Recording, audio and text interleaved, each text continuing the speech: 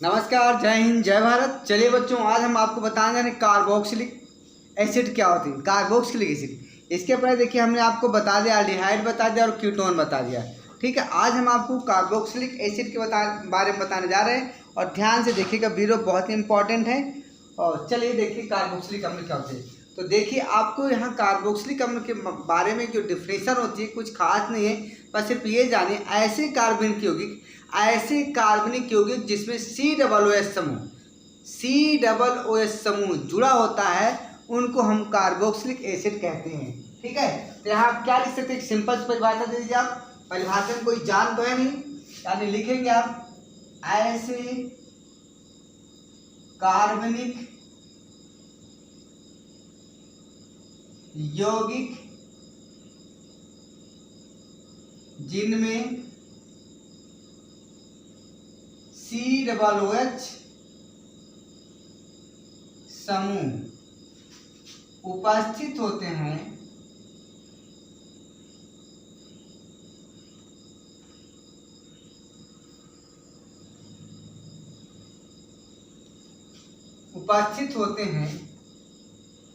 उन्हें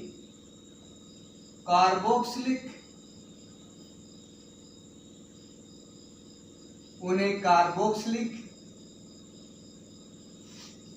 अम्ल कहा जाता है। या किसकी परिभाषा होगी? क्या वीडियो क्लियर दिखाई दे रहा? मैं एक बार चेक कर लूं। यस, लाइन टेढ़ी जरूर हो गई है पर आप इसको मैनेज करिए। ठीक है, ये कार्बोक्सिलिक यौगिक होते हैं, मतलब इस और इसको बड़ा कर दूं थोड़ा सा, क्योंकि ये काफी छोटा अक्षर दिखाई दे रहा है। मैं थोड़ा सा बढ़, बस हो गया, अब सही है। चल, तो ये देखिए कार्बोक्सिलिक अम्ल की परिभाषा है। फॉर एग्जाम्पल के लिए कोई भी आप ले लीजिए, एग्जाम्पल के रूप में आप क्या लिख सकते हैं। देखिए, या तो आपकी डिफिनेशन होगी, ठीक है। अब इसके एग्जाम्पल के रूप में आप क्या लिखेंगे? एग्जाम्पल में आप लिखेंगे, क्या लिखेंगे आप? CH3COOH कर सकते हैं। दूसरा आप लिख सकते हैं, क्या लिख सकते हैं? CH3CH2COOH, ये भी तो है आपका।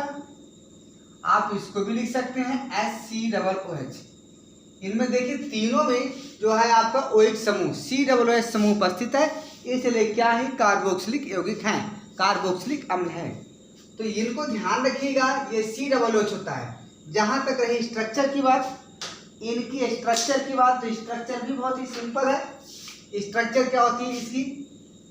कार्बोक्सिलिक समूह, यानी इसका स्ट्रक्चर जो COOH है, इसका स्ट्रक्चर क्या होगा? इसका स्ट्रक्चर होता है आपका, यहाँ पर C बनाइए, यहाँ डबल बॉन्ड O करिए, यहाँ OH करिए, इधर कोई एल्किल जुड़ जाएगी, आपको संरचना है। ठीक है, तो देखिए इसमें यहाँ पर एक खास बात चीज ये आपको ध्यान देने वाली कि जो कार्बोक्सिलिक है ये दो ग्रुप से बना हुआ, दो समूह से बना, दो क्रियात्मक समूह से बना है। एक तो कीटोन ग्रुप लगा है, ऑक्सो ग्रुप CO, और दूसरा हाइड्रोक्सी ग्रुप लगा हुआ है। तो आप देखिए, ये तो रहा आपको कार्बोक्सिलिक अम्ल के बारे में सामान्य परिचय। अब इसकी वर्गीकरण की बात आती है, वर्गीकरण। तो देखिए वर्गीकरण में क्या होता है, जब आप इनका वर्गीकरण करेंगे,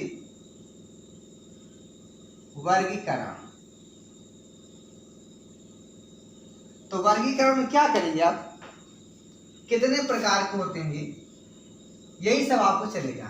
तो देखिए सबसे पहले हम जब वर्गीकरण की बात करते हैं तो OH समूहों की संख्या के आधार पर, तो यहाँ क्या लिखेंगे? OH समूह की संख्या के आधार पर, COOH समूह की संख्या के आधार पर, जब इसके कितने OH समूह जुड़े हुए हैं इसके आधार पर, तो अगर एक जुड़ा हुआ है तो मोनोकार्बोक्सिलिक, दो जुड़ा हुआ है OH समूह तो डाइकार्बोक्सिलिक, और अगर तीन आपके जुड़े हुए हैं तो ट्राई कार्बोक्सिलिक अम्ल कहलाते हैं। तो इसके एग्जाम्पल के रूप में क्या हो जाएंगे, इसके तीन आपकी एग्जाम्पल देखिए यहाँ पर। पहला तो आपको क्या हो जाएगा, मोनो कार्बोक्सिलिक, मोनो कार्बोक्सिलिक अम्ल, एक ये हो गया। दूसरा आपको हो गया डाई कार्बोक्सिलिक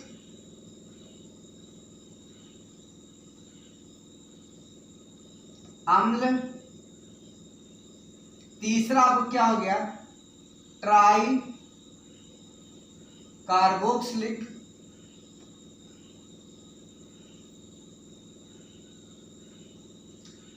अम्ल। ये 3 प्रकार के हो चुके हैं। अब यहाँ 3 प्रकार कैसे हो सकते हैं, जैसे देखिए एग्जाम्पल के रूप में हम आपको एक एग्जाम्पल दे रहे हैं। एग्जाम्पल के रूप में हम ध्यान से देखिएगा, ठीक है। तो इसमें एग्जाम्पल के रूप में हम कार्बोक्सिलिक जो मोनो कार्बोक्सिलिक है इसका एग्जाम्पल दे रहे हैं। देखिए CH, ये पेन तो बहुत पतला चल रहा है आज, CH3COOH।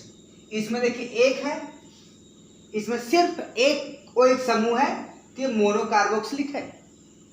2 कार्बोक्सिलिक वाला जैसे इसमें देखिए, इसमें क्या हो जाएगा, CH, क्या लिख सकते हैं आप, COOH कर दीजिए, COOH, यहाँ COOH।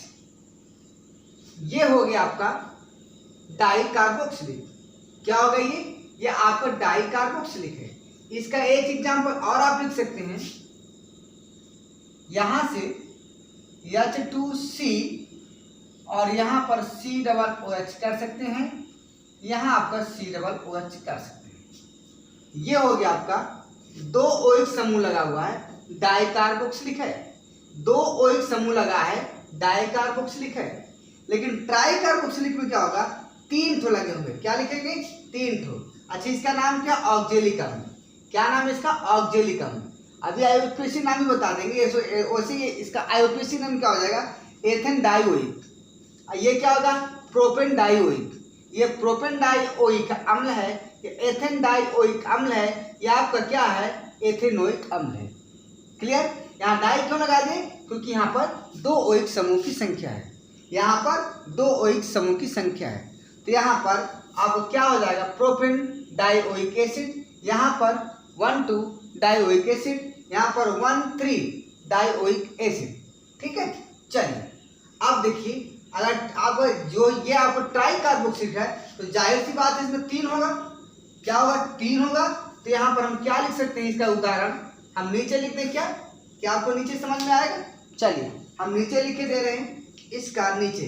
तो यहाँ पर क्या हो जाएगा, आपका ट्राई कार्बोक्सिलिक में हो जाएगा। आप 3 ठो आप लगा दीजिएगा। तो यहाँ पर देखिए CH2COOH, एक ये हो गया, यहीं आप बना दीजिए, आप C लगाइए और यहाँ से COOH करिए और यहाँ पर आप कर देंगे CH2COOH, यहाँ पर आप OH कर दीजिए। ये हो गया आपका सिट्रिक अम्ल। क्या है, याद रखिए सिट्रिक अम्ल है। क्या ये सिट्रिक अम्ल, ध्यान रखिएगा, ये आपका सिट्रिक अम्ल है। ये ऑक्जेलिक अम्ल है, आपका नाम लिखना हो तो लिख दीजिए, और इसकी जरूरत अभी नहीं है। ऑक्जेलिक अम्ल, ये आपका ऑक्जेलिक अम्ल हो गया। और ये मैलोनिक अम्ल, क्या ये मैलोनिक अम्ल, मैलोनिक अम्ल। और ये तो बहुत प्यारा, आप इसको जानते हैं, एसिटिक एसिड। क्या कहते हैं इसको, एसिटिक अम्ल। ये हो गया आपका OH समूहों की संख्या के आधार पर कार्बोक्सिलिकों का कार्बोक्सिलिक अम्ल का वर्गीकरण। कितने प्रकार के होते हैं, 3 प्रकार के हैं, मोनो कार्बोक्सिलिक अम्ल, डाई कार्बोक्सिलिक अम्ल, ट्राई कार्बोक्सिलिक अम्ल। मोनो कार्बोक्सिलिक अम्ल में एक COOH होता है, डाई कार्बोक्सिलिक अम्ल में 2 OH समूह होता है, ट्राई कार्बोक्सिलिक अम्ल में 3 OH समूह होता है।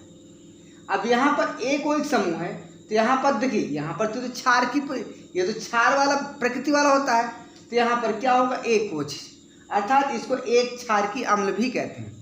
यहाँ पर 2 क्षार है, 2 क्षार की अम्ल, यहाँ पर 3 क्षार है, त्रिक्षारकीय अम्ल, तो इसको भी आप लिख सकते हैं, क्या कह सकते हैं इसको जो आपको मोनोकार्बोक्सिलिक है, इनको क्या कह सकते हैं आप, इनको कह सकते हैं आप एक क्षारकीय अम्ल, एक क्षारकीय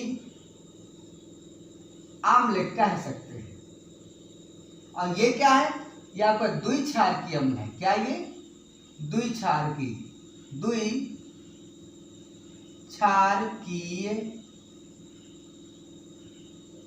अम्ल।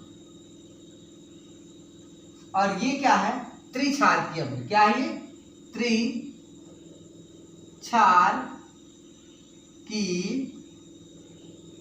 अम्ल। ये हो गया इनकी बात। अब जब कार्बनिक समूह की संख्या के आधार पर वर्गीकरण हो गया, तो हम एक और वर्गीकरण करने जा रहे हैं उसके आधार पर। तो हम लिखेंगे अब कार्बनिक समूहों की प्रकृति के आधार पर। किसके आधार पर, कार्बनिक समूहों की प्रकृति के आधार पर। तो हम यहीं से लिख देते हैं, ये तो पहला पॉइंट हो गया। यहां दूसरा पॉइंट क्या हो जाएगा, कार्बनिक समूह की प्रकृति के आधार पर। कार्बनिक समूह की प्रकृति के आधार पर, यानी किस प्रकार का कार्बनिक समूह है, संतृप्त है कि असंतृप्त है कि प्रतिस्थापित है। तो यहाँ पर 3 प्रकार के होते हैं, इसके आधार पर 3 प्रकार के होते हैं। हम तीनों के यहाँ लिखने जा रहे हैं। तो इसके आधार पर 3 प्रकार के होते हैं। देखिए हम यहाँ लिखे दे रहे हैं। पहला आपको क्या हो जाएगा, 1 मिनट, ये हो गया आपका, क्या हो जाएगा, संतृप्त, क्या हो जाएगा, संतृप्त कार्बोक्सिलिक अम्ल, संतृप्त कार्बोक्सिलिक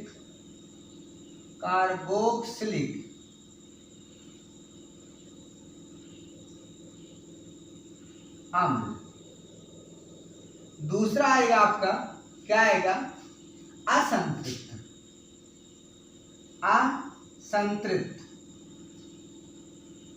कार्बोक्सिलिक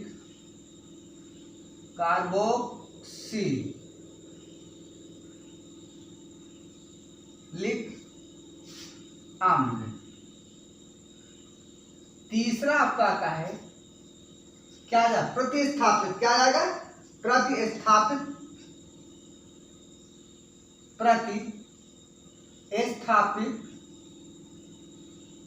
कार्बोक्सिलिक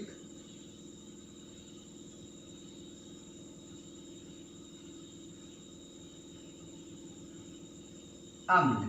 क्या स्पष्ट नहीं दिखाई दे रहा है, मैं चेक कर लूं एक बार। इसको लिख देते हैं पहले, कार्बोक्सिलिक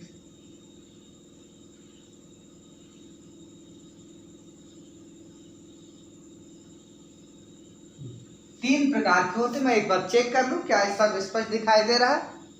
देखिए मैं थोड़ी सी इधर करना चाहता हूं, ऐसे, यस। क्या मैं लाइट एक और जला दूं, अब क्या सही है, यस ठीक है। चलिए अब देखिए, जो आपका कार्बनिक समूह की प्रकृति के आधार पर है तो 3 प्रकार का होता है। यहां भी 3 प्रकार थे, OH समूह की संख्या के आधार पर। यहाँ कार्बनिक समूह की प्रकृति के आधार पर 3 प्रकार के होते हैं। मैं यहाँ गैपिंग इसलिए किया क्योंकि यहाँ एग्जाम्पल बताएंगे, ठीक है। तो यहाँ एग्जाम्पल के रूप में हम आपको बताना चाहते हैं। देखिए जो संतृप्त कार्बोक्सिलिक अम्ल है, इसका मतलब है कि OH समूह जिस कार्बन पर लगा रहेगा, जिस कार्बनिक यौगिक पर लगा रहेगा, वह संतृप्त होगा।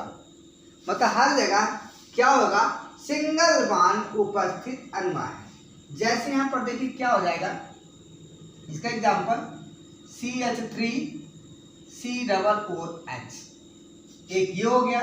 दूसरा आपको हो जाएगा, क्या हो जाएगा, आप बना सकते हैं HCOOH, ये हो गया। और भी बना सकते हैं आप CH3 COOH। ये सभी संतृप्त कार्बोक्सिलिक है। कैसे, जरा इसका स्ट्रक्चर बनाइए इसका। तो यहाँ पर देखिए CHHH, हर जगह HHH, यहाँ पर C है, ये तो डबल बॉन्ड है OH। तो यहाँ पर देखिए जो कार्बनिक यौगिक है, यानी कार्बन के पास क्या है, यहाँ पर बॉन्ड क्या है, सिंगल बॉन्ड है। कार्बन कार्बन के बीच क्या है, सिंगल बॉन्ड है ना, तो संतृप्त है। भाई असंतृप्त क्या होता है, जब कार्बन कार्बन के बीच डबल बॉन्ड आ जाए या ट्रिपल बॉन्ड। लेकिन यहाँ तो कार्बन और कार्बन के बीच सिंगल बॉन्ड है, तो आपको संतृप्त है।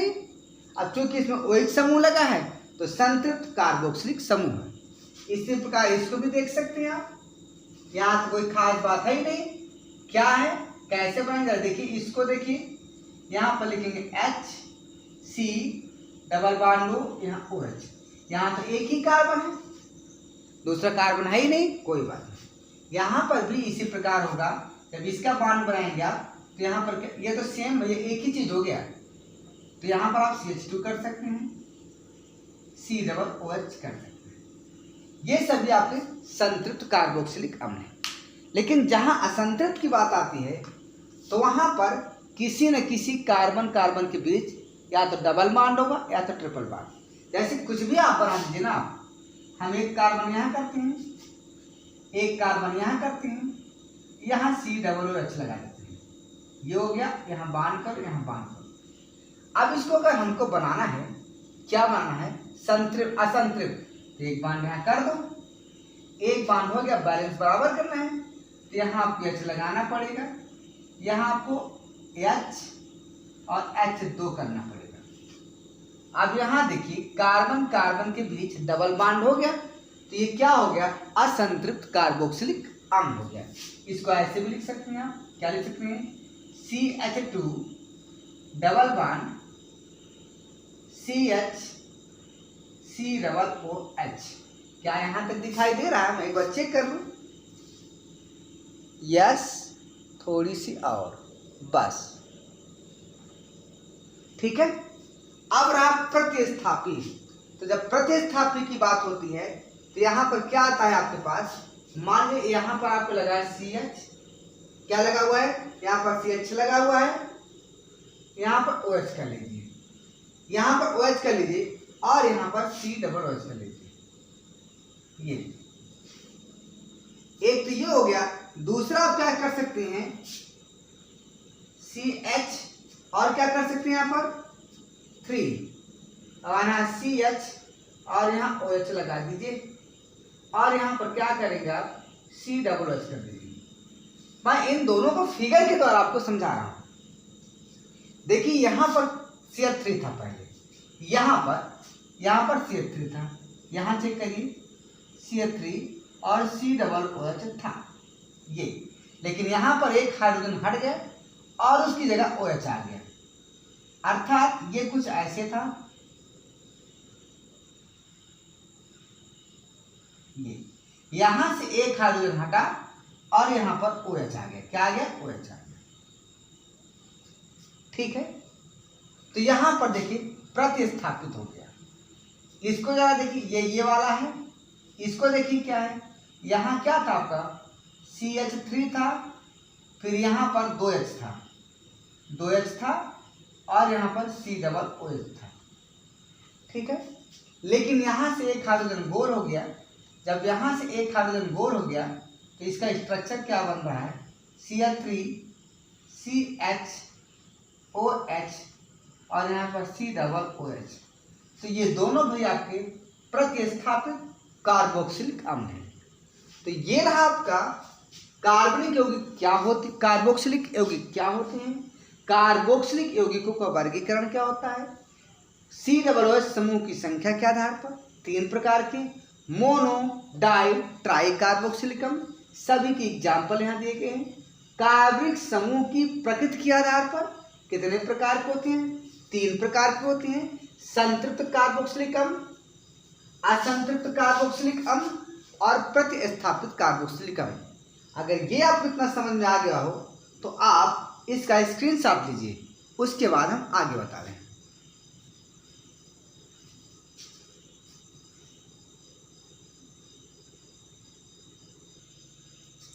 चलिए अब देखिए इनका नामकरण। जब नामकरण का बताया जाएगा तो नामकरण में क्या होता है, कुछ नहीं करना है, केवल आपको सिंपल जोड़ देना है, इसमें क्या क्या करना है, ठीक है। तो नामकरण में क्या होता है इनका, एल्केन होता है, एल्केन। एल्केन में आप जोड़ देंगे ओइक, क्या जोड़ देंगे, ओइक एसिड, ओइक अम्ल। तो क्या बन जाएगा आपका, बन जाएगा आपका, क्या बन जाएगा, एल्केनोइक, एल्केनोइक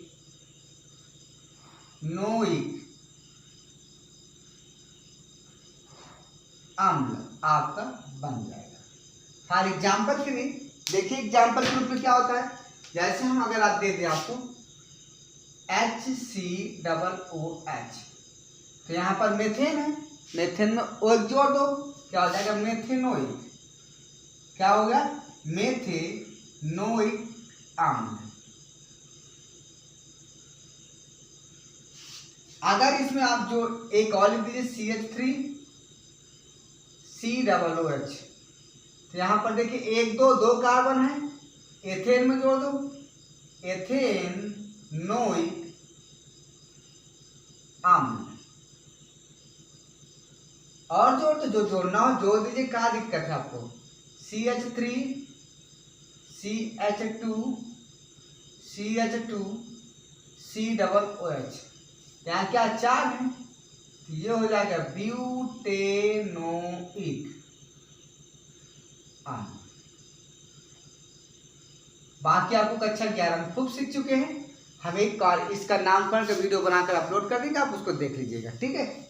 चलिए, ये तो इसका नामकरण। इसके बाद एक महत्वपूर्ण आता है समावयवता। तो ये दो प्रकार की समावयवता प्रदर्शित करता है, ये इंपॉर्टेंट है, इसको ध्यान रखिएगा। समावयवता इंपॉर्टेंट है, समावयवता,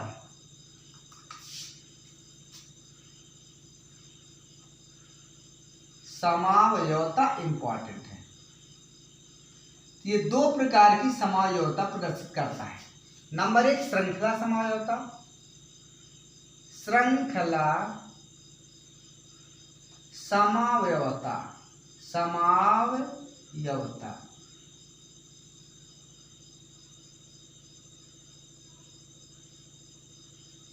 ये श्रृंखला समावयवता क्या होता है, श्रृंखला समावयवता का मतलब होता है कि कोई भी कार्बोक्सिलिक अम्ल है उसकी श्रृंखला कम ज्यादा हो जाती है, और कम ज्यादा होगा तो उसका नामकरण भी अलग अलग हो जाता है। तो फॉर एग्जाम्पल के रूप में यहाँ पर देखिए, जैसे हम एक एग्जाम्पल यहाँ पर लिख देते हैं, कुछ पहले क्या लिख देते हैं, श्रृंखला में कार्बन परमाणुओं की, श्रृंखला में कार्बन परमाणु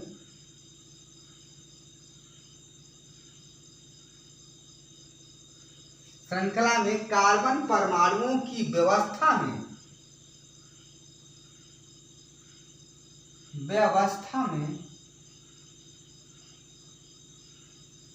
क्या हो जाएगा, अंतर हो जाएगा, में अंतर के कारण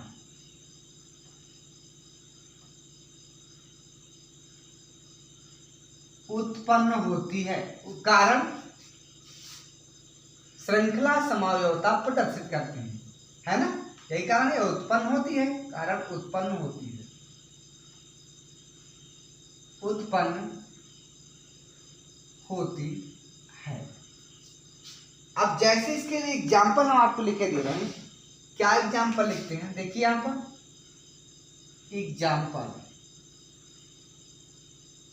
एग्जाम्पल ग्रुप में हमारे पास एक यौगिक है, क्या है, पेंटेनोइक। मानिए CH3CH2CH2COOH, इसका नाम क्या है, पेंटेनोइक। 1 2 3 4 5, ये आपका पेंटेनोइक है। अभी इसका नाम क्या है, पेंटेनोइक, ध्यान रखिएगा। तो ये हो गया आपका पेंटेनोइक अम्ल। एक बात ध्यान रखिएगा कि COOH जहां से स्टार्ट होता है वहीं से काउंटिंग होता है, जो ओइक समूह का कार्बन है वहीं से काउंटिंग करते हैं, और ओइक समूह हमेशा किनारे पर ही रहता है। अब एक ये बन गया। अब अगर वही समूह को और हम आगे नीचे लाना चाहते हैं, ब्यूटेनोइक बनाना चाहते हैं, तो चला देखिए 4 तो कार्बन करिए यहाँ पर CH3 CH2 CH2 यहाँ COOH कर दीजिए। ठीक है, अब हमें हाइड्रोजन को इधर उधर करना, बराबर करना है। तो 1 2 3 4 5 करना, 5 कर दो, इधर कर दो, यहाँ कर दो, जहाँ आपकी इच्छा हो यहाँ कर दो। अब हाइड्रोजन की संख्या कहाँ कम ज्यादा हो रही है, यहाँ 1 मिटा दीजिए।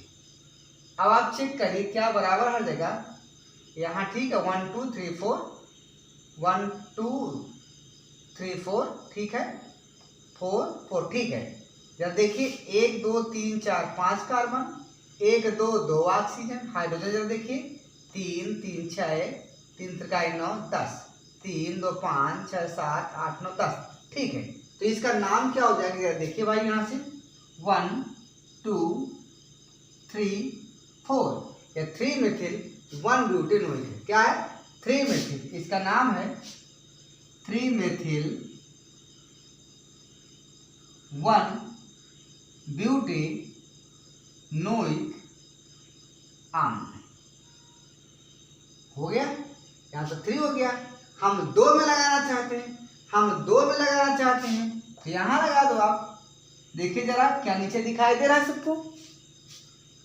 चलिए इधर बनाते हैं क्योंकि नीचे दिखाई नहीं देगा।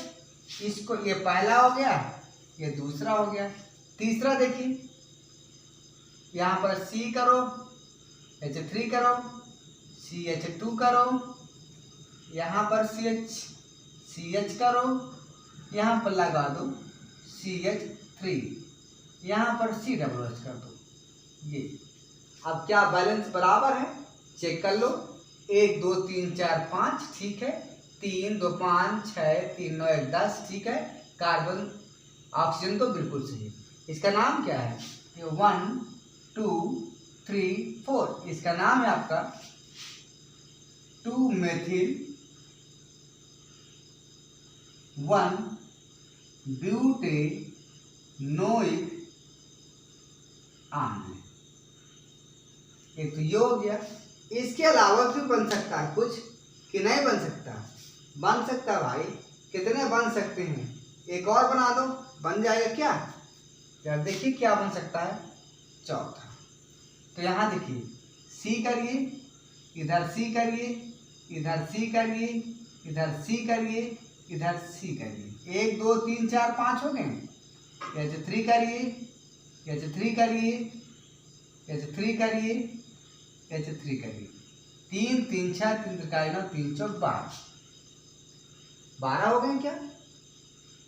अब यहाँ देखिए 3 4 5 6 3 9 10, तो क्या कम ज्यादा हो गए या नहीं। लेकिन हमको यहाँ लगाना है COOH लगाना है। क्या लगाना है, COOH। अब जरा देखिए कार्बन की संख्या 1 2 3 4 5 ठीक है, 5 है, 2 ऑक्सीजन है, 3 3 6 3 3 9 10 बिल्कुल है, कोई दिक्कत नहीं है, बिल्कुल कंप्लीट। 1 2 चाहे जिधर चले जाओ इधर चले जाओ, 3 यहाँ पर 3 हो गया। तो ये क्या है, 2 2 डाइमेथिल 1 प्रोपेनोइक अम्ल, 2 2 डाइमेथिल प्रोपेनोइक अम्ल। तो ये इस प्रकार से देख लीजिए, ये श्रृंखला समावयवता प्रदर्शित करता है। कौन, कार्बोक्सिलिक अम्ल। दूसरी इसकी समावयवता आती है, वो आती है क्रियात्मक समूह समावयवता। क्या आती है, क्रियात्मक समूह समावयवता। तो क्रियात्मक समूह समावयवता में क्या होता है, जो इनका फंक्शनल ग्रुप होता है वो चेंज हो जाता है। कैसे, जरा देखिए कैसे चेंज होता है। यहाँ पर देखिए एक हमारे पास है, क्या है, क्या लिख दें बताइए, क्या लिख सकते हैं, CH3 COOH, क्या लिख सकते हैं हम, CH3 COOH।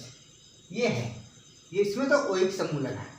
इसी को हम क्या लिख सकते हैं, इसको हम लिख सकते हैं, ये देखिए CH2OH और यहाँ पर CHO। जरा चेक करिए कितने कार्बन है, 1 2 1 2। कितने ऑक्सीजन है, 2 2। कितने हाइड्रोजन है, 3 1 4 2 1 3 4। तो यहाँ देख लीजिए, यहाँ पर OH और यहाँ CHO है, 2 समूह है।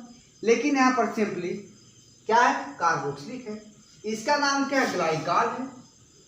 ये ग्लाइकॉल है, ग्लाइकॉल है।